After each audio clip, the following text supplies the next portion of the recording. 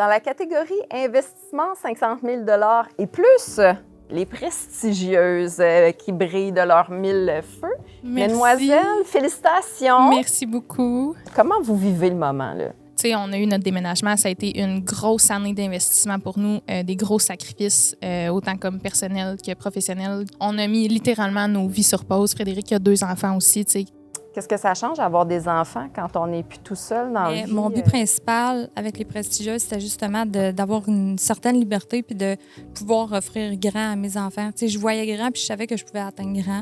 Je savais que ce serait dur puis que les premières années, je serais moins présente, mais que plus tard, ça va en valoir la peine.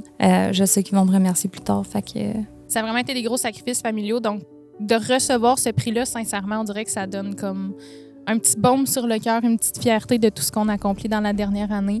Un beau moment qu'on a vécu avec toute notre équipe qui est ici aussi, puis ce serait impossible de le faire sans notre belle équipe. Qu'est-ce qui a conduit à ça? On a débuté dans un tout petit local, on a déménagé. Frédéric, c'était son projet de partir les prestigieuses. Je suis arrivée dans le projet par la suite.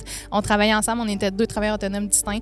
On a décidé de s'associer par la suite. Donc, on a loué un local de plus de 4000 pieds carrés. On est vraiment rendu directement sur la principale. On a une super belle vue. On vient d'ouvrir nos portes, ça fait 1 mois et demi, 1 mois. Puis on voit déjà une retombée incroyable là, sur notre entreprise, vraiment. Là. Il y a eu des moments où vous avez eu peur? Tous les jours, pour vrai. Le nombre de fois qu'on s'est appelé vraiment en pleurant.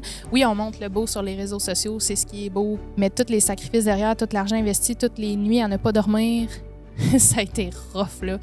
T'sais, c'est ça qui est beau aussi du monde de l'entrepreneuriat, c'est des sacrifices, c'est toujours donner son 110 %. On se pitch littéralement en bas d'une falaise, puis on sait pas ce qui va arriver, mais si on l'essaye pas, on le saura jamais.